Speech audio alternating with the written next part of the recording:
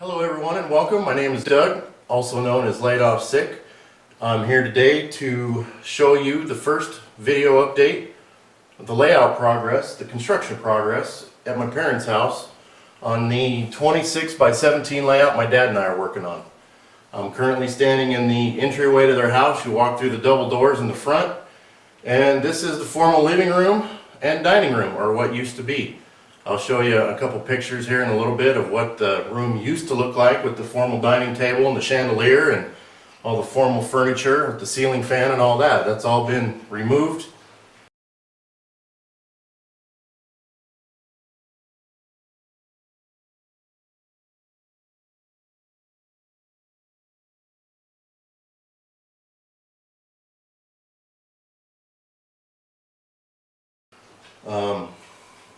We started this project in March.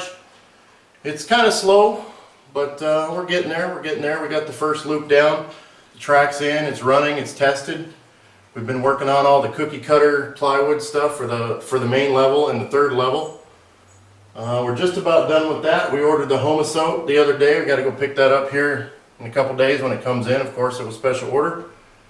So we'll take a look around. I'll show you some detailed views of the layout, and I hope you like it. Thank you.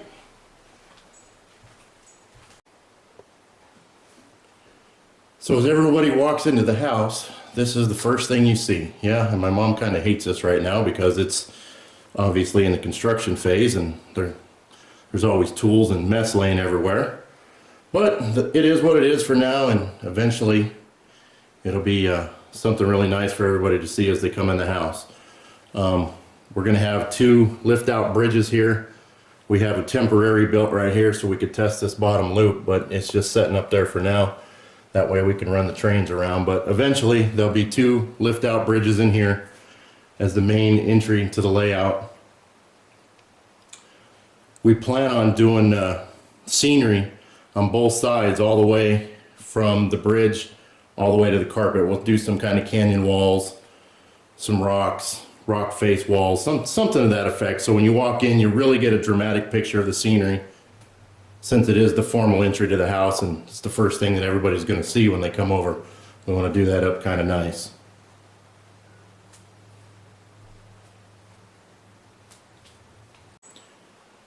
So the display cases were one of the first things we did after the open grid L-girder bench work was done and completed, because the lower level track goes right across the top of the display case, as you can see. So it's basically just a wood box that was painted. We used the Glenn Schneider aluminum shelves to display various types of equipment.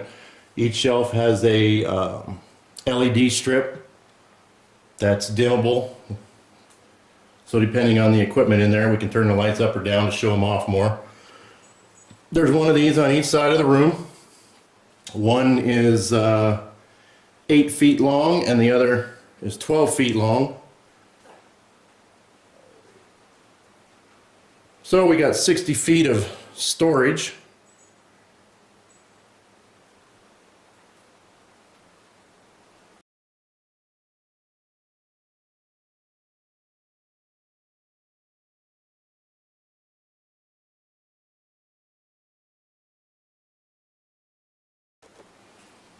The backdrops went up. They were from, obviously, Backdrop Warehouse. It's about 14 feet on this wall over here.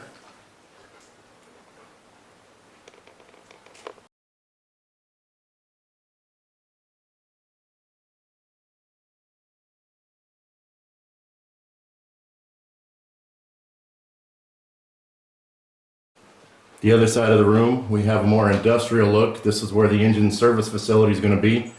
We'll have the Millhouse Studios turntable, 34-inch of course. We're going to have the Dennis Brennan roundhouse back there, a 7 stall.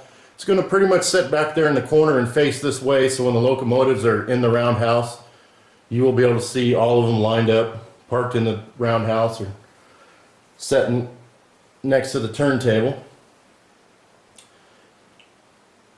It's about 21 feet of backdrop across this back wall. And yes, for those of you that have noticed, the two pieces right there in the middle, they don't match. We know that. We couldn't get two that were long enough to span this scene with the look we wanted. So we spliced those two together the best we could. And once the roundhouse goes up, you're not going to see much of that where that joint is anyway. So it'll all blend together really, really nice when it's all said and done.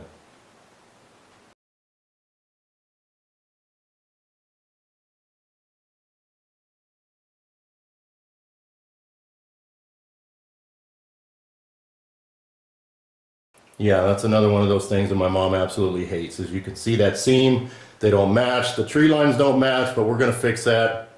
And most of it won't be seen anyway. As you've seen from the pictures of the rooms before we started the layout, we had a nice dining room chandelier hanging here. And on the other side of the room, we had a nice formal ceiling fan. Those were both removed. Track lighting was installed. I think we have 24 cans right now. Eventually we'll probably have 30 to 36, but we started with 24 to see how it's going to go. We still have to buy the correct light bulbs. A lot of this is just hodgepodge that we've taken out of this room and that room to fill in. These are all incandescents that we're taking out of the kitchen and hallways. And they're not very bright, they're the wrong color, and they generate a ton of heat. So all these on this side of the room are coming down. You can see from the different glow on this side that some of them are the new CFLs, 5000 K temperature range. There's a couple 3800s we're experimenting with, some 4100s. But all these will be replaced with the proper CFL to light the layout, adjust it as needed.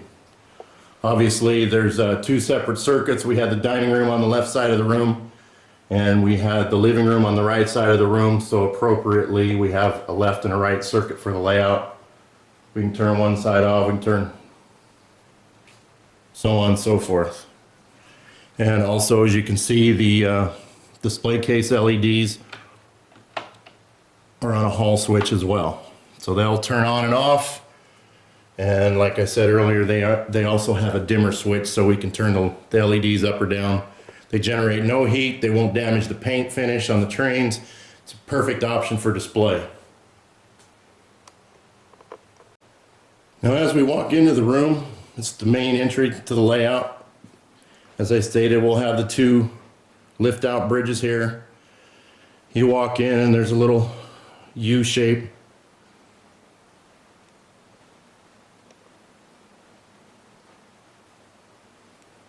Three different levels. Obviously the highest levels here, it's track height is going to be about 63, 64 inches, somewhere in that range. I can't remember off the top of my head, but this is all fastened in. It's where it's going to go.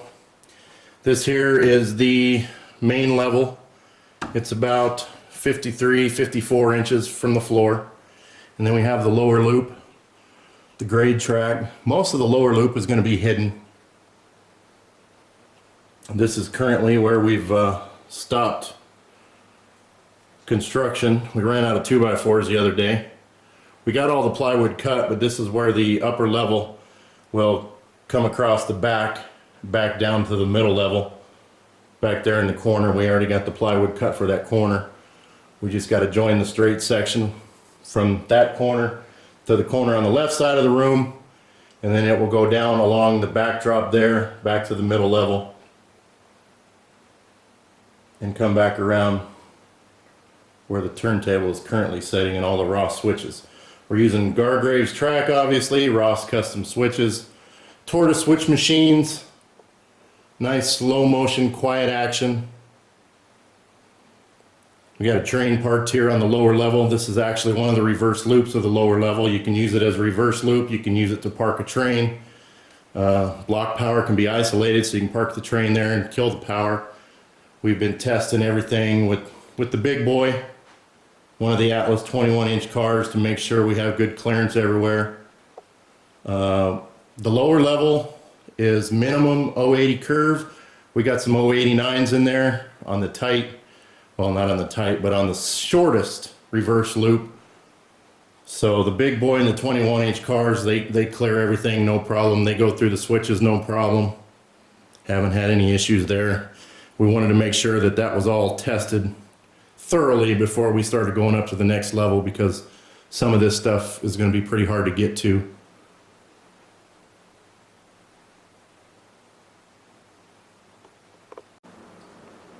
Now this is the walkway in the back of the room.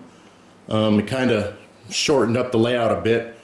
It's 17 feet from the front to the back, but we left 2 feet back here for a walkway, mainly to get to these shutters so my parents can get back here, open up the windows, clean them, do whatever.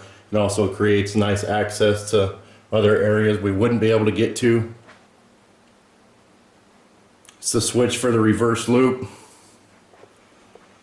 Give you a close up. Got the tortoise switch machine mounted under there already.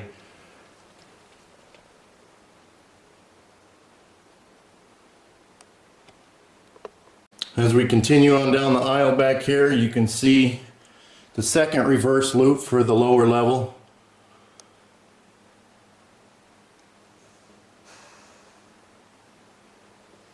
It goes around, pops back out, right over there, right in front of the UP building.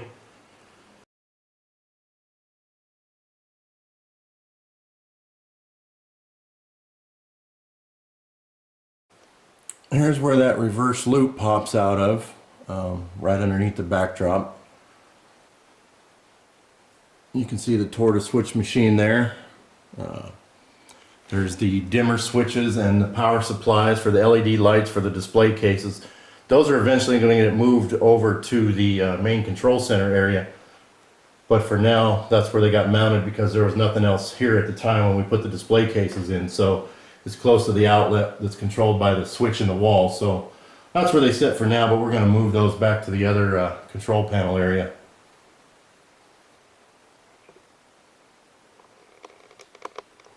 That's the shortest reverse loop. That really puts a limit on what size of a train you can run down here to this lower loop, because obviously if it won't fit around that reverse loop, you're going to run into your own train. So not all the big long trains will be able to run down here on this lower level.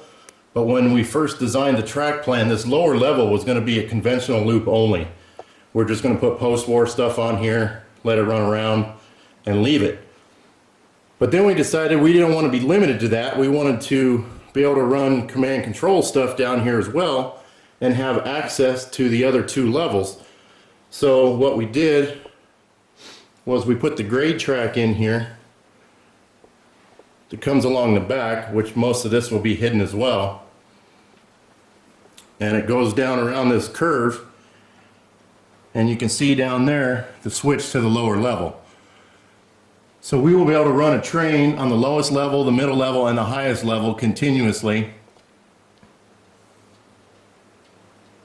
and not be restricted to command control, post-war, lower loop, middle level, upper level. They'll all be connected. After watching Rich Batista's Black Diamond videos, I don't know, 1,000 times, we just decided that we really needed all 3 levels to be connected, so we had various options for each train. You can park trains, you can run trains from the lowest to the highest level, just like Rich did on his layout. So that was very important to put this grade track in to bring us up.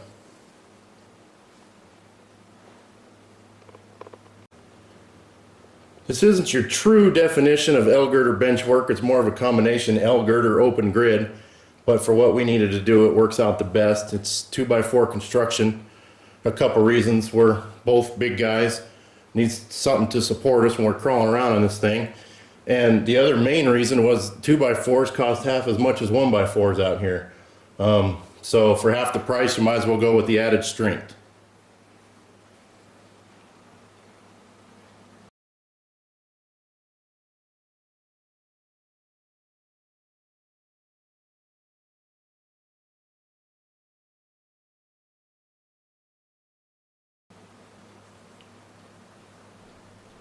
I will also mention that even buying top choice lumber at Lowe's and Home Depot, you leave this stuff laying around for a day and it twists so bad that you can't even use the boards.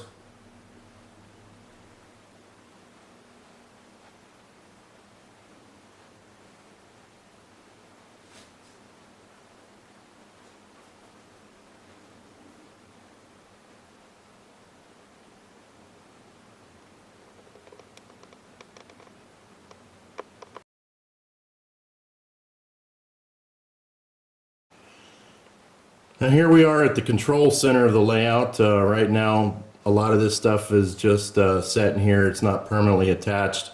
Of course, my wires are not going to look that messy when it's all done, but that distribution block was put in for the lower level to test it. The distribution panel there on the right was for the tortoise switch machines.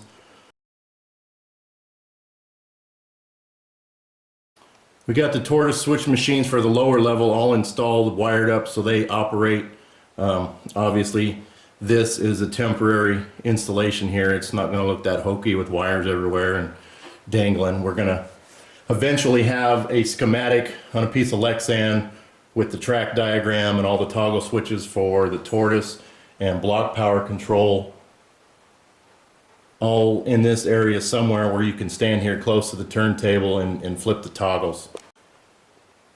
You heard me mention conventional and command control. Yes, everything will be able to run conventionally or DCS, TMCC, Legacy. We're going to have all three systems. We're going to run the Z4000. We got 4 180 watt bricks to use on the ZWC there.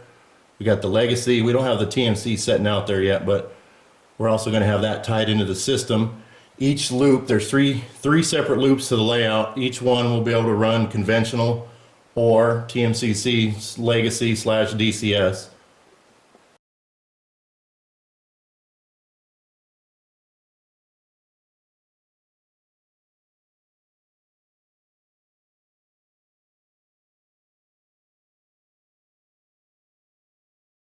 We got one of the TIUs mounted in there. We're going to have to get another one because the main 2 loops will be divided into 2 power blocks.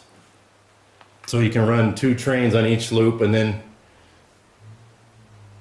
the lowest loop. As you look around the layout, you'll see a lot of different things, different ideas that we've used from other guys. I can't even remember all your names to give you credit, but you'll see the conduit clamps. We got colored zip ties. I'm using those to bundle together each bundle of wiring for each different loop. Like the lower loop, we used yellow zip ties for all that stuff. The tortoise switch machines, everything's got a yellow zip tie. The next 2 levels, you know, the main lines will have a different color zip tie. That way we know what level, what wire group bundle goes where.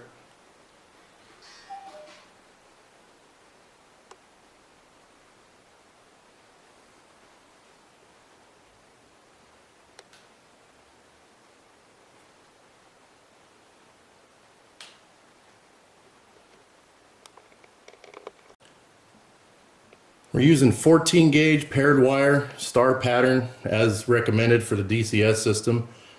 There is a feed approximately every 6 to 8 feet. We're using 16 gauge for the feeders. Yes, as you can see, we're using suitcase connectors. I know there's a lot of people that don't like them, have nothing but bad things to say about them, but I know a lot of guys that have used them. I've used them on other layouts, never had a problem. And they're very easy to work with. So there you go, suitcase connectors, 14 gauge paired wire with 16 gauge feeders.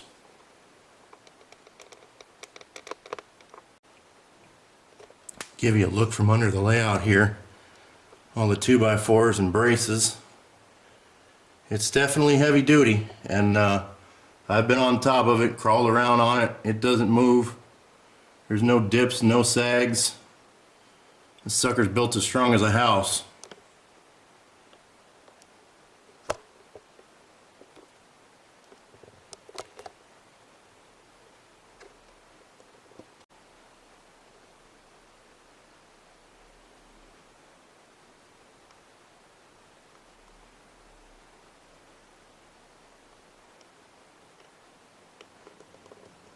And once again, this is where the turntable and the roundhouse is going to go. So obviously there'll be a 34-inch hole cut in this eventually. Pretty soon here, as soon as we're done with the cookie cutter plywood stuff. And there will be some access holes cut over here so we have access to work on the turntable and the roundhouse. There'll be a couple diesel service buildings over here at that far end of what you're looking at now, and we'll probably have a couple access holes, probably 24 by 18 or something over there, just to make it easier to get up here and work on the track.